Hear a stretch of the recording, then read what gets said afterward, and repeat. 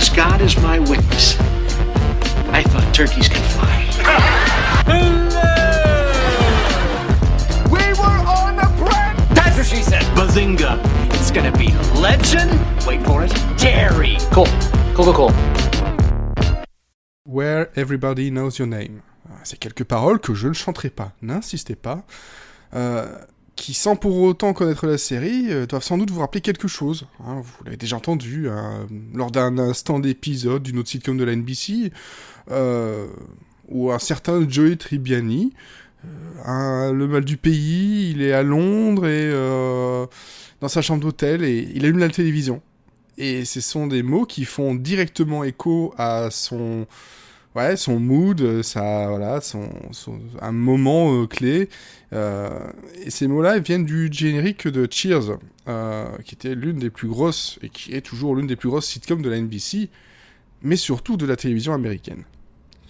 C'est un générique qui est entêtant, aux paroles qui, très personnellement, pourraient résumer ce que je ressens quand je regarde la série, et encore plus quand il est venu l'heure pour moi de vous en parler. Bonjour, je suis Monsieur Série, vous écoutez C'est rigolo saison 1 épisode 2, l'épisode où je lève mon verre métaphorique et vous crie Cheers. Sometimes you wanna go where everybody knows your name, and they're always glad you came. You wanna be where you can see our troubles are all the same. You wanna be where everybody knows your name. Cheers, c'est la création de Les Charles, Glenn Charles, et du très grand et très prolifique réalisateur de sitcoms américaines, James Burrows. C'est aussi 11 saisons qui, courant 1982 à 1993 sur la NBC, nous ont offert pas moins de 270 épisodes, dont le final, qui dure 1h30. Si je m'en tiens en chiffres, Cheers, c'est un premier épisode qui finit quasiment bon dernier au ratings Nielsen aux États-Unis, mais surtout un series final, donc un dernier épisode qui vient faire la nique aux résultats catastrophiques de ses débuts, et s'approche de très près des scores records de MASH, avec un total de 84,4 millions de téléspectateurs, exclusez du peu. Cheers, c'est le nom de la série. Jusque-là, vous suivez, c'est aussi le nom du bar qui est situé à Boston, où se déroule l'action. C'est l'histoire de son barman, Sam Malone, qui est joué par Ted Danson, qui est une ex-gloire du baseball, des Red Sox, si vous voulez avoir plus d'informations, et qui, suite à de gros problèmes d'alcoolisme, a vu sa carrière sportive partir en fumée, ou en vapeur d'alcool, c'est vous qui voyez. Il rachètera cet établissement alors qu'il est en pleine cure de désintox. Belle ironie, n'est-ce pas ? Pendant 11 années, on va y retrouver des habitués, une équipe mémorable, mais aussi des invités au passage plus ou moins prolongé, pour former en définitive un tout cohérent, chaleureux et surtout très drôle, sur autant de niveaux qu'il y a de personnages. Yes, I'll take a message.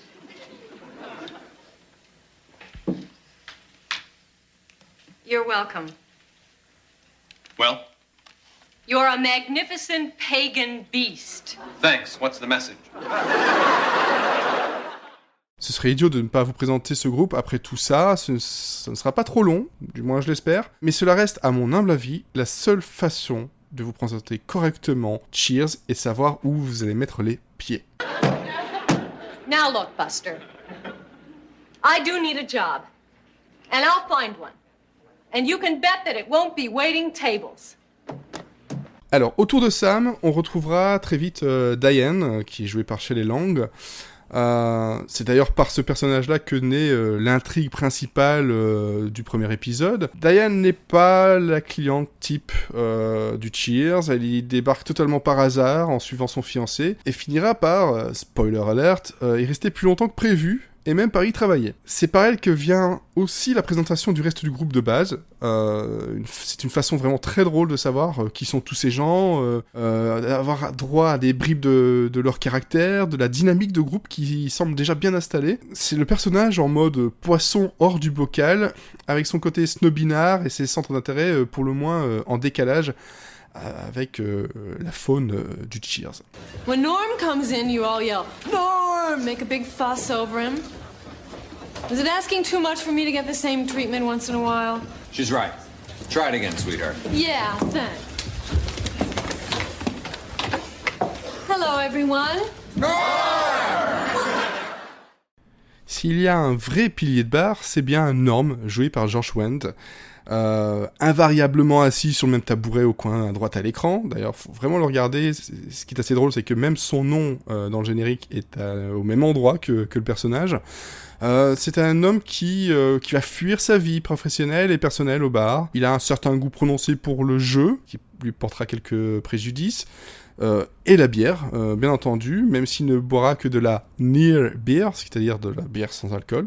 Mais Norm, c'est surtout le gars vers qui tout le monde va se tourner pour le moindre conseil. C'est un personnage qui est tellement ancré dans l'histoire de Cheers, tellement reconnu que dès son entrée, il sera toujours accueilli par un tonitruant Norm, que tout le monde va reprendre en chœur. Pas forcément des personnages réguliers ou récurrents. C'est une tradition qui aura droit aussi à quelques clins d'œil dans d'autres séries comme Scrubs et son épisode My Life in Four Cameras.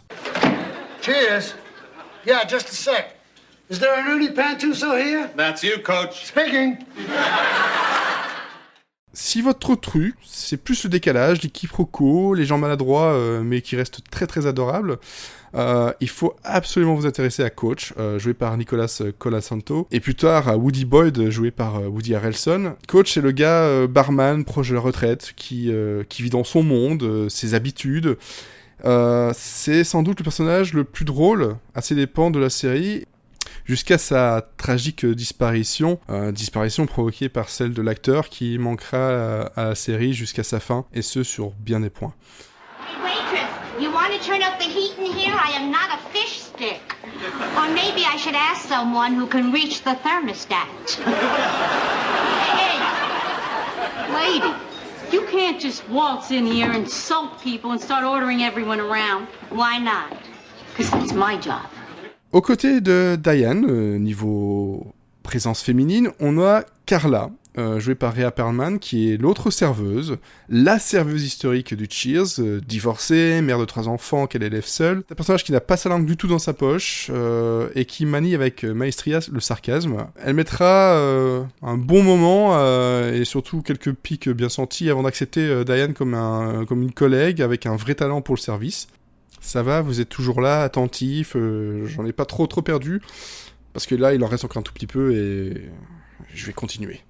No, not a chance. See, I figured it out. And by my calculations, our next president has to be named Yelnik McWawa. Comment être complet dans tous ces personnages-là, sans parler de Cliff. Cliff, joué par John Ratzenberg, c'est un facteur qui sait tout. En tout cas, il le pense réellement qu'il sait tout, et nous offrira ce qu'il appelle des little known facts, hein, son petit savoir à lui, qui seront quasi tous improvisés par l'acteur, pour qui ce rôle a en fait été créé suite au casting qu'il a passé, parce qu'il faut savoir qu'au départ, John Ratzenberger voulait le rôle de Norm. You know what? What? I'm going to kiss you. I'm going to kiss you hard and I'm going to kiss you long. But make no mistake about it, I am going to kiss you. In fact, I'm going to kiss you like you've never... Bon, maintenant il faut que je vous parle de Frasier, joué par Kelsey Grammer. C'est un personnage de psy qui deviendra récurrent au fil des saisons et qui aura même droit à son spin-off, portant son nom. Spin-off qui sera tout aussi tordant et qui connaîtra un énorme succès sur 11 saisons, lui aussi. Frasier, c'est le seul personnage qui comprendra réellement le goût de la culture raffinée, du théâtre et de ce genre de choses de Diane, sans pour autant réussir, en son grand désespoir, à aller plus loin dans leur relation. À l'heure où j'écris ces lignes, des rumeurs de retour de Frasier pointent le bout de leur nez et permettraient à Kelsey Grammer de dépasser les 20 ans à jouer ce psychanalyste. Au bout de la 5e saison, Kirstie Alley arrivera dans le rôle de Rebecca, elle reprendra en charge le Cheers, elle remplacera en quelque sorte Diane, et voudra améliorer et mettre au goût du jour le bar. On aura aussi Bebe Neuwirth qui jouera le rôle de Lilith, qui deviendra bientôt Lilith Fraser, la femme du psy dont je parlais un peu plus haut, qui est un personnage très rigide, qui a des émotions, pour la plupart du temps cachées, mais qui peut exploser. C'est un personnage vraiment en décalage avec le reste du cast, et ça ne manquera pas d'apporter des situations drôles d'un tout autre genre, assez rafraîchissant. Et puis finalement, on aura Woody, joué par Woody Harrelson, qui alors n'avait que 25 ans. Il sera en quelque sorte le pendant jeune de Coach, son remplaçant en tout cas, et qui sur énormément de points de personnalité lui ressemble. C'est aussi le beau gosse candide, automatiquement en compétition avec Sam, alors que lui, en fait, il ne demande rien à personne, il ne voit pas quand et pourquoi on le drague, et surtout, il ne jure que par sa petite amie. De tous ces personnages, il faut retenir que Sam, Carla et Norm sont les seuls à être apparus dans tous les épisodes de la série, ce qui pour Norm, et dans une moindre mesure pour Cliff, est fou quand on sait qu'avant le tournage du pilote, ces deux personnages ne devaient pas être des personnages réguliers. Au départ, Cheers, ça devait être principalement tourné autour de 4 employés du bar et non pas de ses clients. Les personnages de Cheers, c'est un tableau large qui a le mérite d'offrir un grand panel de caractères et de visages dans lequel on peut tous plus ou moins se retrouver, et surtout un groupe dans lequel on a envie d'entrer, on les trouve attachants. Bon, bien entendu, avec une série qui a aujourd'hui mon âge, c'est-à-dire plus de 35 ans, on remarquera très vite que, à son image, à ses costumes, ses coupes de cheveux, voilà, qu'on est dans une série d'un autre temps, mais son côté figé dans ce même pub pendant autant d'années, ça réussit à faire en sorte que ces 3 décennies de décalage ne se fassent pas trop ressentir en fait. Je pense que cet effet est dû par un humour centré sur ces personnages et leur vision du monde à travers un verre de bière ici, à ne pas prendre une ride, à traiter avec une rare justesse des différences sociales, mais aussi de tabous. Diane représentant en fait la haute société, comparée au reste du bar, composé principalement par la classe moyenne, la classe ouvrière. Cheers, c'est une série une comédie qui ira jusqu'à traiter de l'alcoolisme, bien entendu, mais aussi de l'homosexualité, parlera de féminisme, car Sam, il faut quand même bien le reconnaître, c'est un concentré de tout ce qui va à l'encontre de ce mouvement, ou encore de problèmes d'adultère et de jeu.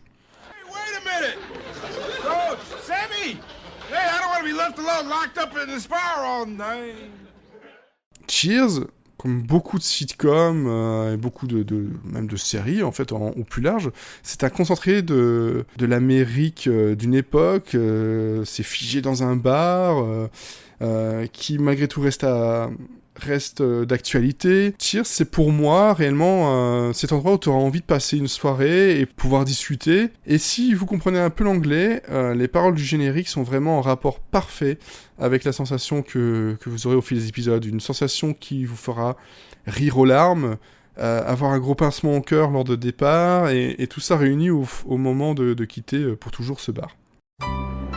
Cheers is filmed before a live studio audience. Comme je le disais précédemment, la première saison, malgré des retours critiques dithyrambiques, ne fut pas vraiment le succès escompté par la chaîne et a échappé de peu à l'annulation. Il faudra attendre les rediffusions de l'été et la grande promotion des comédiens lors de talk shows pour que le feu prenne sur des braises d'une série culte qu'on connaît aujourd'hui. Une série culte qui aurait peut-être connu quelques épisodes, voire saison de plus, si Woody Harrelson avait accepté de reprendre le rôle principal lors du départ annoncé de Ted Danson. Cheers, c'est clairement une série qui s'est fait sa réputation avec le temps, mais aussi et surtout le soutien de Brandon Tartikoff, qui était alors directeur de la branche divertissement de la NBC.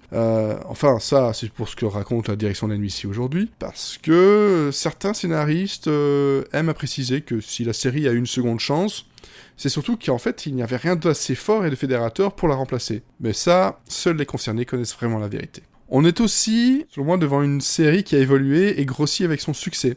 Elle a débuté avec un pool de réguliers de 5 personnages, Sam, Diane, Coach, Norm et Carla, pour se terminer avec 8 réguliers face caméra, donc en ajoutant Frasier, Cliff, Woody, Lilith et Rebecca, Coach étant absent.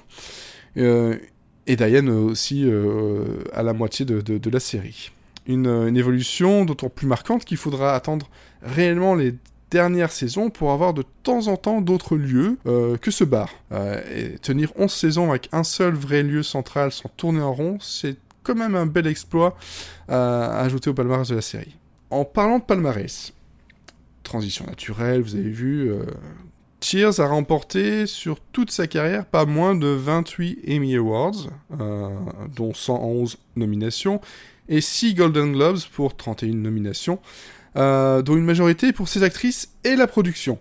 Ted Danson et Woody Harrelson n'étaient pas en reste non plus. Même John Cleese, en tant qu'invité, a eu droit à son prix. Well, I do hate you, Sam. Well, I hate you, Diane. I hate you. Motor mouth. Broken brow. You are the nuttiest, the stupidest, the phoniest fruitcake I ever met. You are an idiot. No, that's just my cover. Cheers est un tel monument que, bien entendu, ses références et autres clins d'œil sont aussi divers que nombreux. Frasier, d'ailleurs, ne s'est pas privé de faire son lot d'apparitions et de rappels de l'univers de ce bar de Boston. La plupart des acteurs sont au moins passés faire un coucou au psy installé alors à Seattle. On aura même droit à un retour à Boston pour le départ à la retraite de Cliff. Alors, toujours directement lié à la série, il y a le cas du couple Sam et Diane. Et le « vont-ils ou ne vont-ils pas ?» qui sur 5 saisons, avant le départ de Shelley Long, qui jouait donc Diane, aura réussi à marquer l'histoire de la télévision, et au-delà. Les références sur la romance en mode on-off se retrouvent dans près d'une centaine de programmes, allant de l'émission de télé, en passant bien entendu par des séries comme Dawson, How I Met Your Mother, Community, 30 Rock, Will and Grace, Crazy Ex-Girlfriend, même dernièrement, ou encore le cinéma et Les Gardiens de la Galaxie Volume 2. Qui d'ailleurs cite quand même beaucoup de choses de Cheers. Sam et Diane, c'est le Ross et Rachel de l'époque, ou à moindre mesure le Ted et Robin. C'est un couple qui, comme dans tous les autres du genre, aura divisé le public. Certains ont détesté, trouvant l'accent mis sur la relation bien trop appuyé, ou même de trouver le couple en fait improbable. D'autres trouvent justement qu'il a renforcé la série et a ajouté de la profondeur et de la nuance dans les deux personnages. Notamment celui du coureur de jupons qu'a pu être Sam.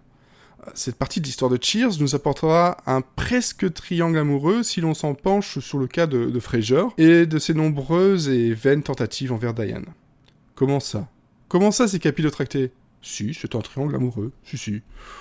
Bon, en tout cas, une chose est sûre, c'est que l'on évitera malgré tout l'effet moonlighting de la série du même nom, qui a pour effet presque immédiat de tuer le programme. Pour ma part, j'éviterai de vous raconter comment tout cela se termine, ce serait du spoil et ce n'est pas le programme que l'on tuerait, mais bien le messager podcastien que je suis.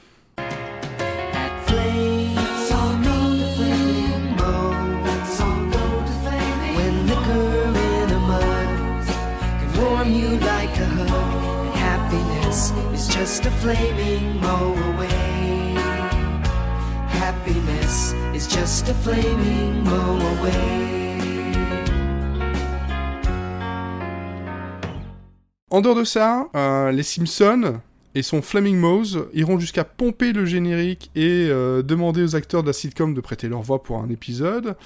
J'ai déjà cité, mais Scrubs et son épisode en mode sitcom voit un patient du nom de Charles James débarquer au Sacré-Cœur. Charles James étant une contraction de Les Charles, Glenn Charles et James Burrows. Turk et JD vont même en profiter pour un clin d'œil du cri de « Norm » devant son créateur. Et Turk va ajouter que sa copine s'appelle Carla, comme dans la série, et qu'il en est très content.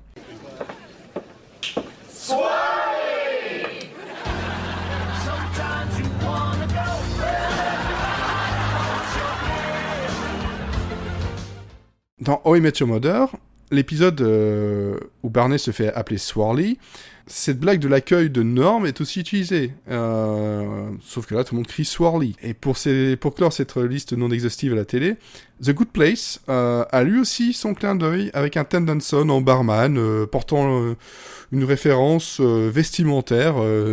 Les références vont jusque dans le jeu vidéo avec Fallout 4 où on peut y retrouver une réplique presque parfaite du bar dans laquelle 2 cadavres sont accoudés au bar et un d'eux porte une tenue de facteur. Si vous voyez de qui je parle.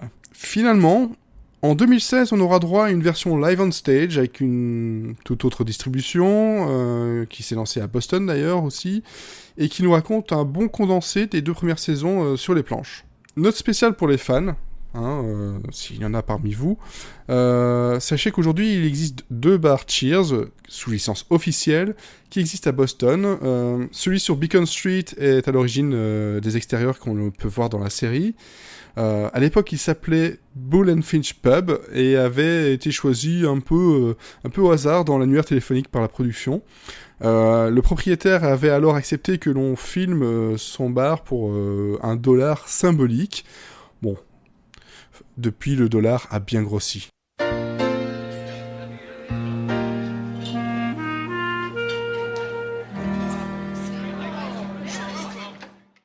Bon, je vais continuer sur ma lancée, hop, en route pour la petite section d'anecdotes, ou des little known facts, comme pourrait dire l'ami Cliff.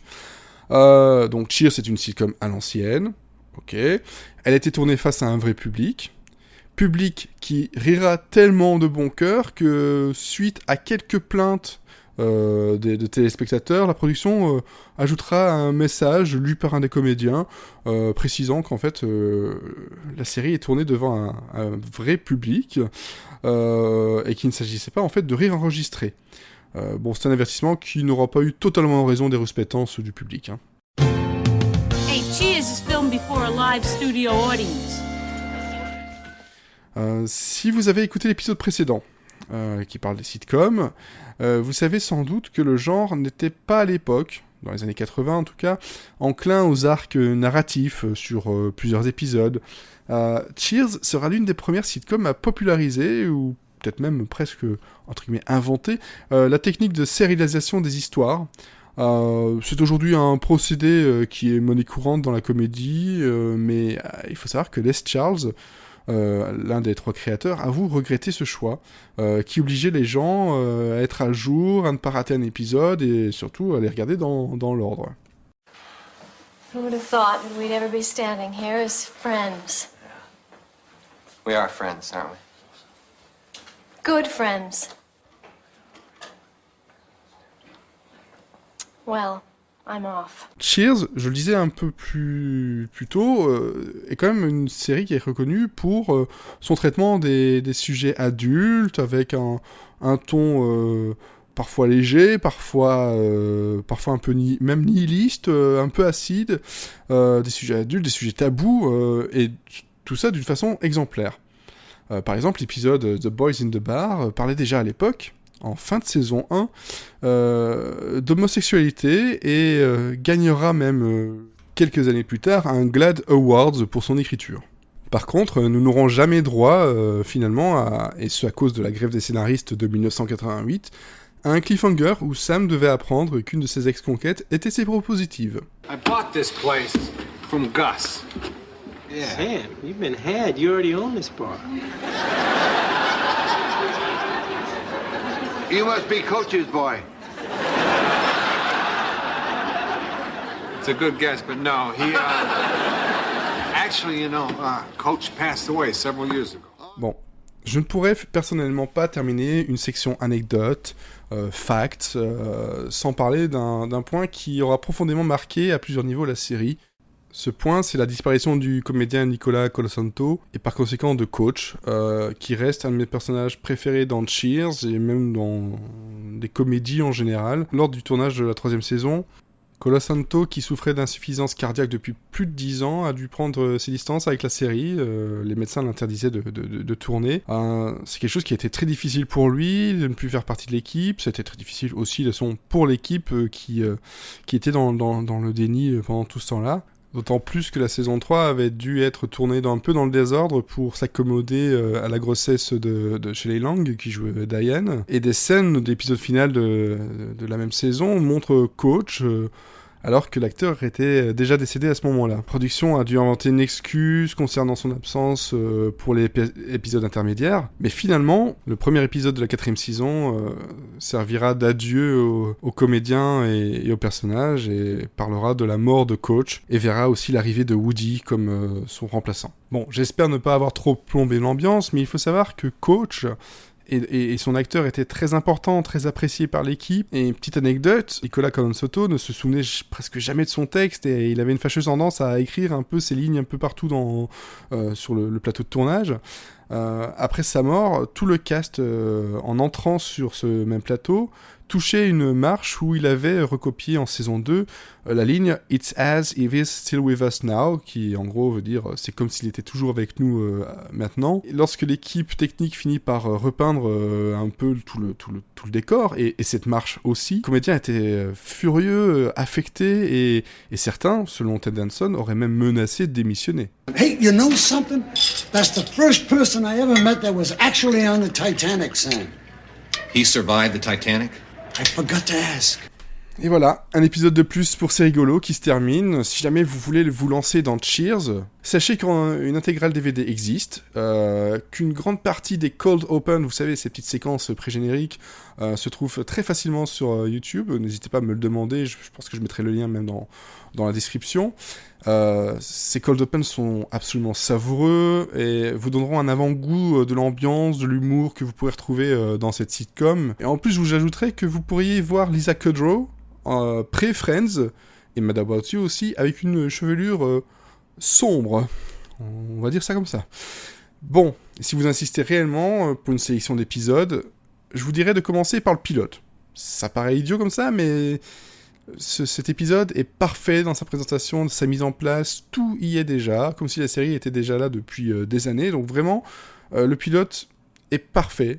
C'est assez rare parce que c'est souvent une recherche de rythme, etc. pour les sitcoms, mais là, rien à dire.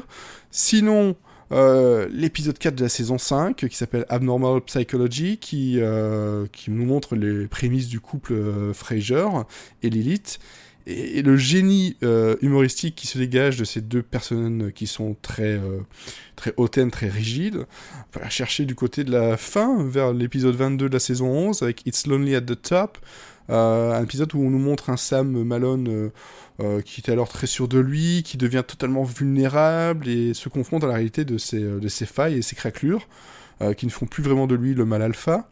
Et en plus de ça, c'est une blague méta, parce qu'il faut savoir que Ted Danson portait pendant un moment une perruque, parce qu'il commençait à devenir un peu chauve. Et là, le personnage de Sam Malone l'était aussi. L'épisode 9 de la saison 5, Thanksgiving Orphans, parce que c'est un épisode qui ne se déroule pas dans le bar. C'est sans doute l'épisode le plus drôle de toute la série. C'est du génie de rythme, de dialogue, de punchline qui font toujours mouche. Il n'y a pas une seule ombre au tableau. Bon, allez, je finirai par le 8e épisode de la première saison, qui s'appelle Truth or Consequence, qui réussira à montrer la force d'écriture des scénaristes en ce qui concerne les relations entre les personnages, les liens qui les lient, enfin les liens qui les lient, c'est moche, mais les liens qui se nouent entre chaque personnage. C'est aussi un épisode où la rivalité entre Diane et Carla apportera un degré dramatique et intimiste à la série, sans pour autant oublier qu'elle est une comédie et s'en sortir avec brio. On est même plus proche du théâtre que de la série sitcom, si vous voulez mon avis. Mais bon, voilà, je pense que vous avez compris, j'aime profondément Cheers, j'espère vous avoir transmis un peu de cet amour et que vous le transformerez en curiosité, et que vous reviendrez discuter avec moi de cette sitcom majeure, un de ces quatre, je vous attends. Entre-temps, merci pour votre écoute, n'hésitez pas à partager ce podcast autour de vous, et je vous donne rendez-vous sous peu pour un nouveau voyage en comédie télévisuelle. Ciao.